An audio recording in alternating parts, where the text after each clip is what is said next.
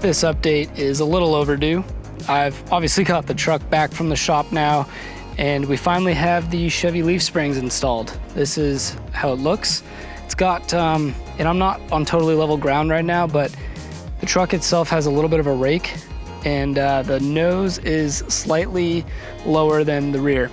I measured it on the flattest ground I think I could find, and they're about 2 inches roughly difference. The back end is about 2 inches taller, and also I get some pretty gnarly driveline vibration. But as far as the craftsmanship of the work that these guys did on the leaf springs, they did an awesome job. The welds look great. Everything looks really clean. Let me see if I can show you the drive shaft. So that's about the angle that we're working with, and you can probably see right about there on the drive shaft itself, it's a little bit shiny, and that's from the drive shaft being extended beyond where it's been for the last, gosh, 20 plus years. So it's vibrating a little bit. And if you also look at the leaf springs, I have 4 leaves in that pack and 3 springs, I guess, and 1 overload. And I think what I'm gonna do is remove the overload spring on that. And guys, if you don't know what I'm talking about, it's this lower one on the bottom there, the flat spring that doesn't bend up. I'm gonna remove the overload springs to see if that will drop the truck a little bit, maybe about 1 inch to level it out, and then also hopefully alleviate this drive line a bit. But let me know down in the comments what you guys think. I'm pretty darn happy with it.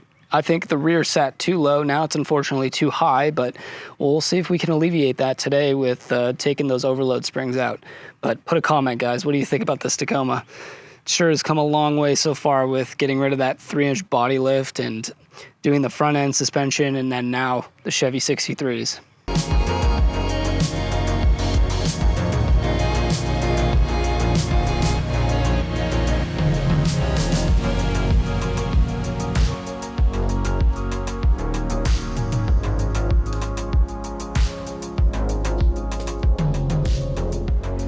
Now here's the shackle angle. It's a little steep, not quite at 45 degrees, but it's not terribly far off.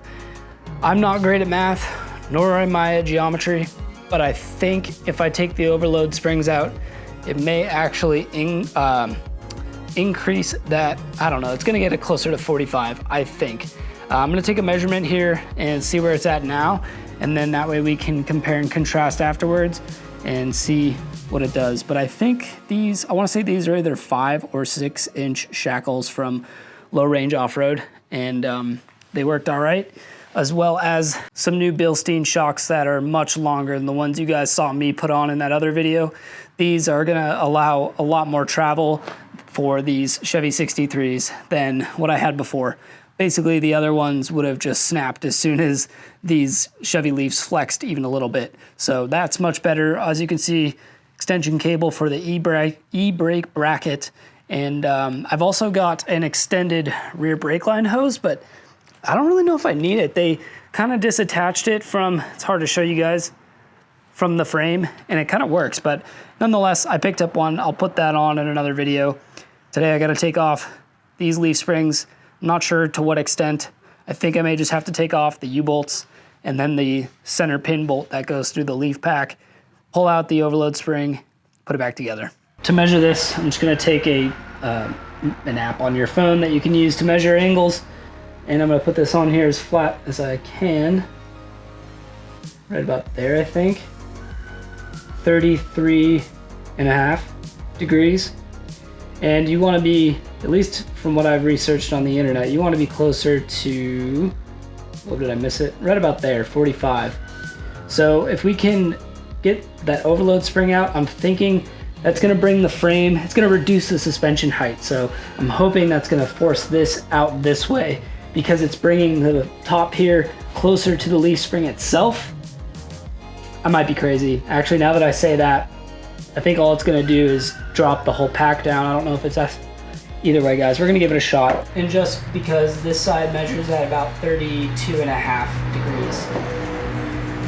And so we can see what kind of a difference this makes. I'm going to take a measurement from the top of the tire to the bottom of the fender well, about center, just shy of 11 inches. And I just measured the front, and it's just shy of 9. So it is in fact about 2 inches taller in the rear. than it is in the front, so let's see what we can do. It's a new day and I have a little update for you guys.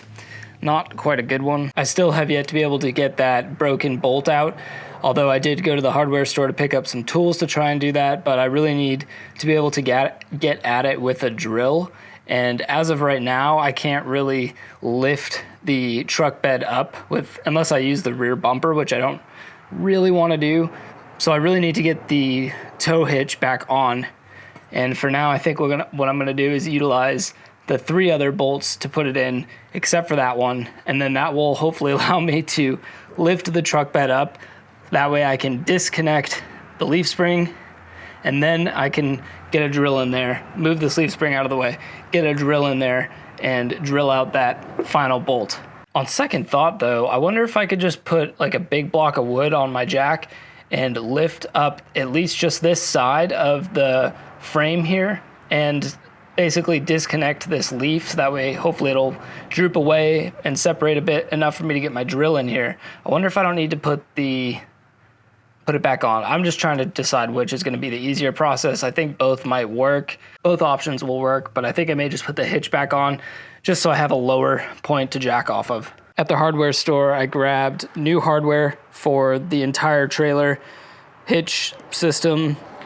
I've got also some new metal bits and some back out bits, left hand turn bits. I forget what they're called, but I'm gonna try that to get the stuck bolt out. And if that doesn't work, I also grabbed a torch to try and loosen that up. I had a little stroke of genius. Remembered that my impact was shorter this way than my drill.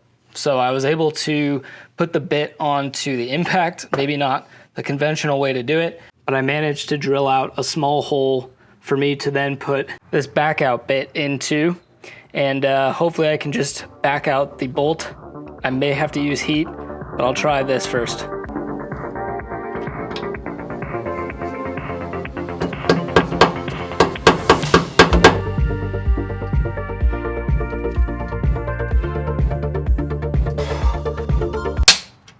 Oh, I just broke the bit. That's unreal. Well, folks, the trailer hitch is on. You know how things just don't go to plan at all? Well, I never got that other bolt undone because of the whole dilemma with not being able to jack up and get my drill in there and all that good stuff. So right now the hitch is held on by 3 bolts, which honestly, I'm not actually trailering anything with this anymore. I don't have anything to trailer anyways, to tow is what I think I'm trying to say. So really I only wanted to get back on to one, add weight to the back, some OEM weight, because obviously this is an OEM hitch, to hopefully settle the back end a little bit. This hitch probably weighs 40 pounds, 50 pounds maybe. So it adds a little bit. I measured, it dropped the back end about hardly a 1/4 inch, so not a lot. However, I do not want this whole video to be just a fail. And it wasn't a fail. I got the hitch back on and whatever. So I want to show you guys some stuff. It's locked.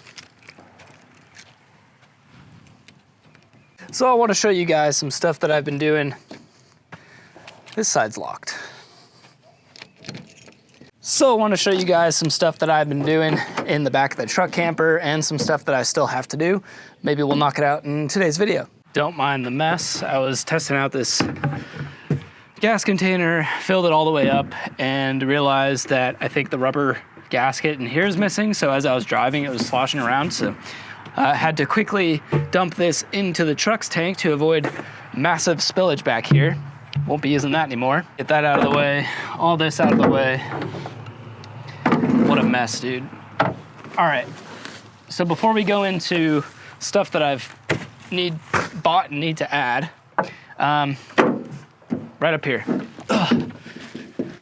I got really tired of my battery situation. Obviously, as you can tell, I removed the entire cabinet counter section because really it wasn't gonna work anymore for the gear that I now have in this truck, which includes this battery setup, as well as the fridge back here. there was no good place to put the fridge, and I really didn't want to have it in the truck cab and have to go into the truck cab to get something every time. So with the cooler sideways, I'm planning on building a new setup that's gonna run from about here, and I shouldn't say cooler, it's an electronic refrigerator freezer. But anyways, it's gonna run from here, obviously to the back here, and I think I actually wanna have a workspace. I wanna be able to put a laptop or computer here and be able to do work. So I need a lot more room this way, which the last one didn't hardly come out to here. And I was thinking, oh, well, I want all this extra room in the middle, but really, I just need a place to put my feet. So I wanna have this rebuilt, shortening this space here and making this a lot bigger. Basically, what I'm gonna do is pick up a water container, probably gonna mount it somewhere over here, maybe move the battery setup. Still really want to get rid of this whole thing and do like a some sort of an electronic generator, whether that be one of the many brands. If you guys want to send me one out to review, I'd love that. But for now, this is the battery setup. It's a bit jank, but I picked up a battery container just to keep it a little bit cleaner. All the wiring tucked back. I built this little board on top, and I just used some of the old speaker carpet that I used to line the camper shell, lined this to make it a little bit nicer looking. Zip tied my 750 watt Synwave inverter to the top, and then also mounted my Renogy solar controller to the top. So that way it's all one unit. If I want to take it out of the truck, all I got to do is disconnect the solar panel on the back, disconnect that, and pull it out of its tie down. And if you look at the back window there, I actually was able to put a bicycle inner tube back there and inflate it, and then run the wiring from the solar panel down and let gravity do its thing, and then back up through that seal. So that way no water is getting in there. And so far so good. It's been out in the rain for probably 2 weeks now, and I've had no issues. So from Harbor Freight, I picked up I've got 14 feet of 1/2 inch wiring wrap, or I don't remember what the name of this is called, but you guys have seen this before. You just put the cables inside of this, tidy it up. So I'm planning on doing that from the sunroof back through here, just to tidy up those 2 wires a bit. Got a little extra for other projects. And then I also picked up a bunch of tie downs that are flat, which I picked up for a specific reason. As I mentioned, that battery strap broke and I just have it tied right now. So I was thinking about trying this. If it provides enough tension, I can just use that to hold it in place. And if I want to take the battery setup out, all I have to do is release the carabiner, pull it out. So I'm thinking this might be a good swap. Hate the colorway, it's too bright, but if it doesn't work, I've got these flat ones that will fit and slide underneath the actual hooks on the battery setup. So that's the plan. Back up, we'll try this first. And then lastly, these were super cheap. They're just these like anti-fatigue boards. I've got 1, 2, 3, 4 pieces in there, and I was thinking I could either put it on the floor here and cut them to size, or I might just for now put it on top of the bed, so that way it's just an extra platform to sit on. And then once I get this new cabinetry figured out, then I can figure out flooring for right here. So right now I may just use this to go along the bed, just as a little extra cushioning and sound deadening, I guess, but that's the plan. I gotta figure out a new place for these curtains that really don't ever get used. That was a big fun project that took a lot of time and was rather disappointing. Anyways, I'm gonna do the floor pieces first. That way I have something to sit on while I'm working on the other stuff. Makes the most sense, I think. Harbor Freight is quickly becoming one of my favorite stores.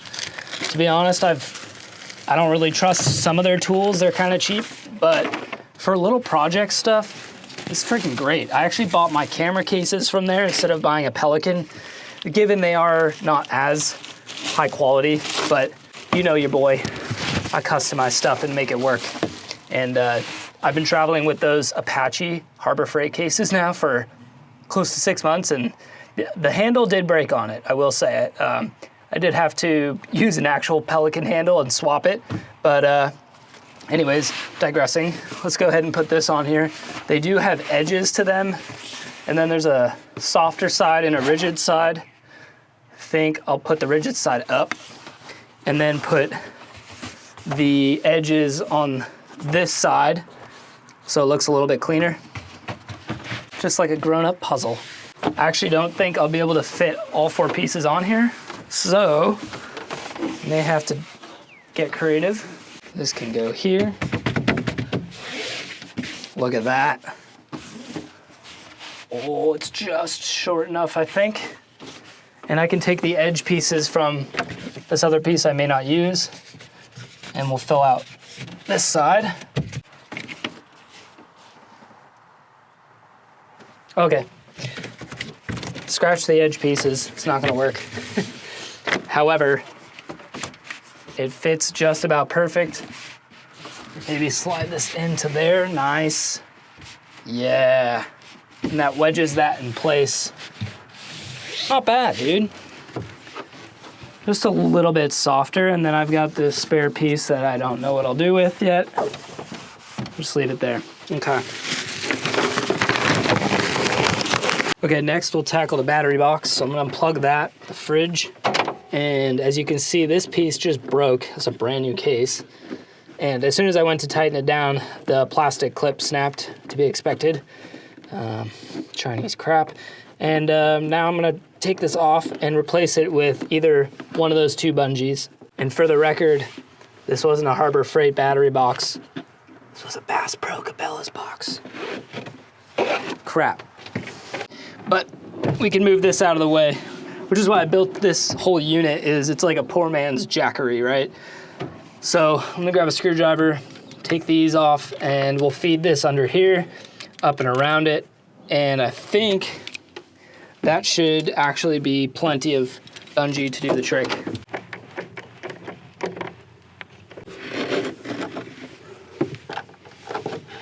Oh yes, it's gonna be perfect. Look at that. Snug. It's not going anywhere. And if I want to take it off, it's that easy. That's cool. Not too bad. Like I said, till I actually get a legit solar setup instead of this thing, you know, this will work for now. Next, we can put on our cable management cleanup plastic protector stuff.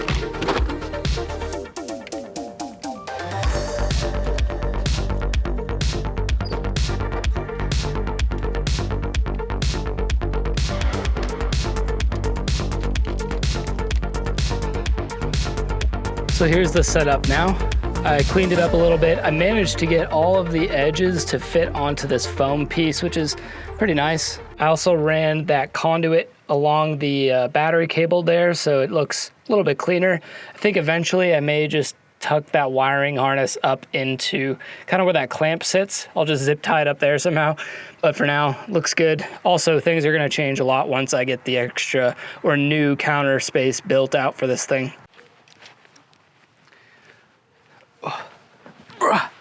This thing is so tall. So I need your guys' opinions and help on this rear suspension situation. I don't regret doing the Chevy 63s.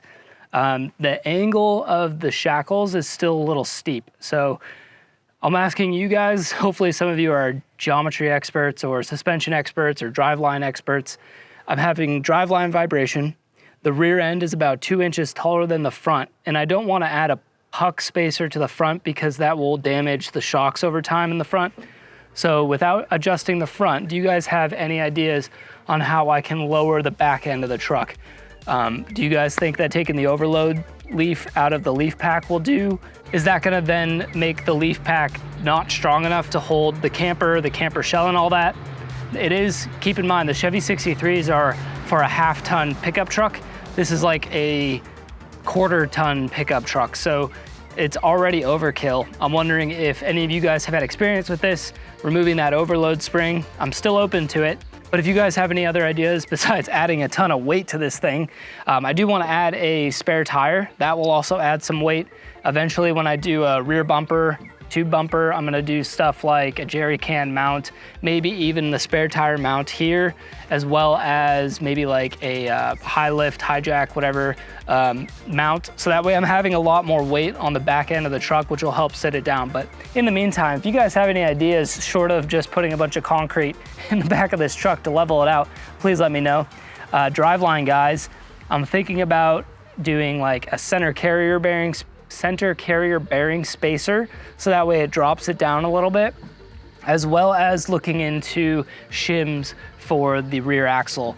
There's a lot going on, and to be honest with you guys, I didn't get to do any winter camping, and not that it's too late, but I mean, it's like 60 degrees out right now, and I'm not hating it, but I've just been lacking on the camping trips, and I really want to get back out there. So with all that being said, I think it's time to go camping soon.